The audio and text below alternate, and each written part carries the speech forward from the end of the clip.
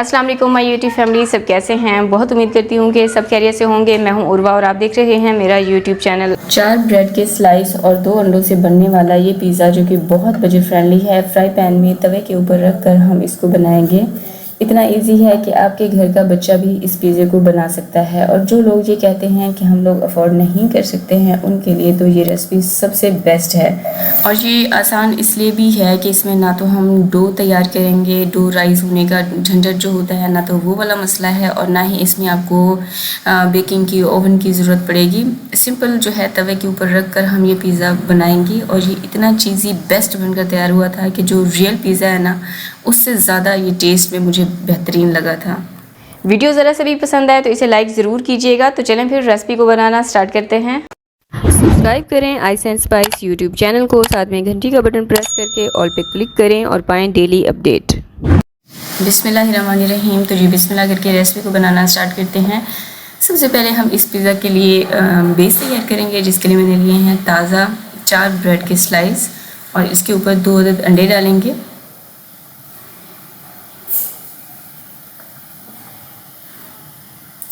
साथ ही इसमें डालेंगे 1 कप दूध। मैं यहाँ पर डेयरी दूध का इस्तेमाल कर रही हूँ, जो खुला दूध होता है ना उसका।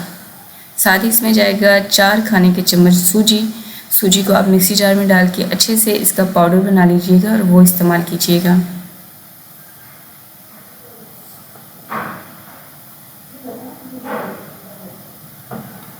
इसको अच्छे से मिक्स करेंगे।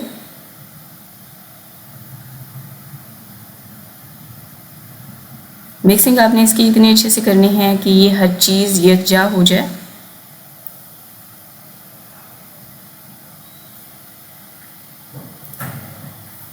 तो यहाँ पर हर चीज़ मैंने अच्छे से मिक्स कर ली है। अब हम इसको कवर करके कम से कम भी 1 घंटे का रेस्ट देंगे। अगर इतना टाइम नहीं है तो आप इसको कम से कम भी आधे घंटे का रेस्ट लाजमी दीजिएगा।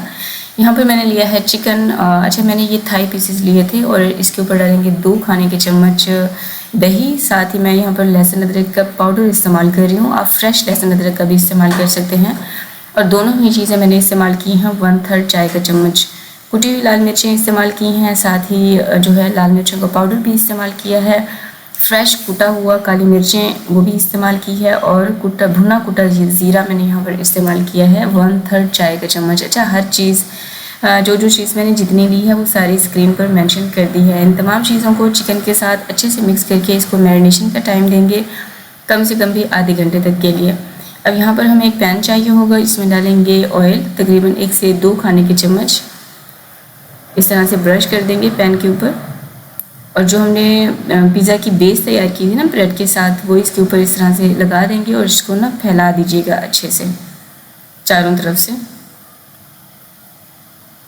ताकि ये हर तरफ से इक्वली फैल जाए।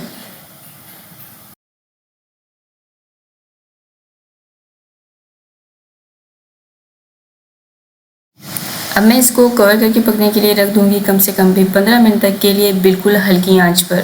स्टार्ट में आप 3 से 4 मिनट तक के लिए मीडियम आंच रखिएगा, उसके बाद बिल्कुल लो आंच कर दीजिएगा और इसको स्टीम कुक कीजिएगा 15 मिनट तक के लिए। अब यहाँ पर हम चिकन भी कुक कर लेते हैं। जो पिज़्ज़ा की बेस थी उसको मैंने दूसरे चूल्हे पर रख दिया है। यहाँ पर एक दूसरा पैन लिया है, इसमें डालेंगे 2 से 3 खाने के चम्मच कुकिंग ऑयल। चिकन इसमें डाल देंगे और चिकन की अच्छे से आपने भुनाई कर लेनी है, यहाँ तक कि जो मसाले हैं वो सारे कुक हो जाएं और जो चिकन है वो पिंक कलर से सफ़ेद कलर में टर्न हो जाए। इस तरह से जो चिकन है ना इसकी स्मेल भी ख़त्म हो जाएगी, मसालों का कच्चापन भी ख़त्म हो जाएगा। फिर इसमें 1/3 कप के जितना पानी ऐड करके इसको कवर करके स्टीम कुक कीजिएगा, बिल्कुल लो आँच पर ना, कम से कम भी 6 से 7 मिनट तक के लिए। और उसके बाद चिकन भी हमारा तकरीबन तैयार हो चुका है, इसको हम साइड पर रख देंगे। अगर इसमें थोड़ा बहुत पानी हुआ ना उसको ट्राई कर लीजिएगा। और जो यहाँ पर पिज़्ज़ा की बेस हमने रेडी होने के लिए रखी थी ना, उसको यहाँ पर 15 से 16 मिनट हो चुके थे। अब इसको ढक्कन की मदद से ना इस तरह से फ्लिप करके उलट कर देंगे। ये देखें, ये एक साइड से पक चुका है। अब दूसरी साइड से भी हमने इसी तरह से कुक करना है, कम से कम भी 15 मिनट तक के लिए। चूल्हे की आंच बिल्कुल लो रखिएगा, इसका जो स्टीम है वो नहीं उड़ना चाहिए। जो पिज़्ज़ा की बेस है ये सॉफ्ट भी रहनी चाहिए और अंदर तक कुक भी होनी चाहिए, इस चीज़ का आपने ख्याल रखना है। तो टोटल आपको आधा घंटा लगेगा इस बेस को कुक करने में। और ये देखें, बहुत परफेक्टली लचकदार अंदर तक पका हुआ, बिल्कुल भी नहीं जला है। ये पिज़्ज़ा बेस तैयार हो चुका है। अब इसके ऊपर पिज़्ज़ा सॉस लगाएंगे।